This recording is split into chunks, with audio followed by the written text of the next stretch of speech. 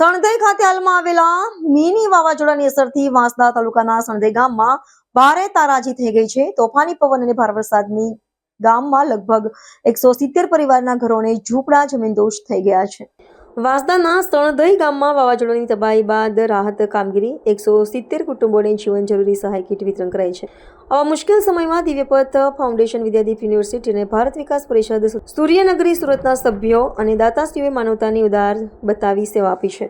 આ સંસ્થાઓ દ્વારા 170 અસરગ્રસ્ત પરિવાર માટે વિશિષ્ટ રાહત કીટ તૈયાર કરવામાં આવી છે, જેમાં ઓઢવવા માટે ડાબડા, ચટાઈ, ટોવેલ, સાડી અને અન્ય કપડાં, થાળી, વાટકી અને ગ્લાસ, 5 કિલો ઘઉંનો લોટ અને 5 કિલો ચોખા, આ તમામ કીટો આવતીકાલે સવારે 9 વાગે સંસ્થાના સભ્યો સણધઈ ગામમાં પહોંચાડી વિતરણ કરશે। ખાસ બાબત એ છે કે દરેક કીટ અસરગ્રસ્ત વ્યક્તિને રૂબરૂ આપવામાં આવશે, જેથી સાચા જરૂરિયાતમંદ સુધી સહાય પહોંચે।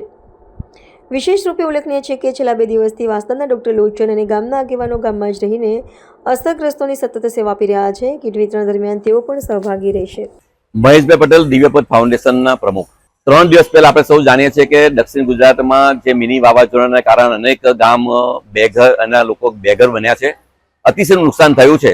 તેવા વાંસદા તાલુકાના સણધઈ ગામની અમારી પાસે જ્યારે વાત આવી કે તેના 170 જેટલા ઘર જમીનદોસ્ત થયા છે, એ લોકો બેઘર થયા છે, ત્યારે એમને કંઈક સહાય કરવી જોઈએ।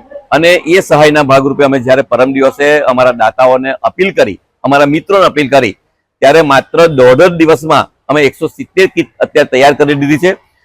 વિદ્યાદીપ યુનિવર્સિટી, ભારત વિકાસ પરિષદ, સૂર્યનગરી સુરત, એમનો વિશેષ સહયોગ મળ્યો છે। અને અમારા જે દાતાઓ છે કાયમી, જે આવી કુદરતી આફત સમયે જ્યારે પણ અપીલ કરી છે ત્યારે અમને કોઈ પણ જાતના શંકા કે એના વગર, સંકોચ વગર દાન આપે છે। એ દાતાઓને જ આ કર્મ એમને અર્પણ કરું છું અને એમનો આભાર વ્યક્ત કરું છું। આજે જ્યારે માતાજીના નવરાત્રીના 9મું નોરતું છે, ત્યારે માં અંબા અમને અને આ બધા દાતાઓને એવી શક્તિ આપે કે જ્યારે કુદરતી આફત આવે ત્યારે આવા લોકોની સાથે અમે ઉભા રહી શકીએ, એવી શક્તિ અમને કાયમ માટે આપજો। આજે અમે વાંસદા મુકામે જે આ ગામ છે સણધઈ, ત્યાં અત્યારે કીટ આપવા જઈ રહ્યા છે।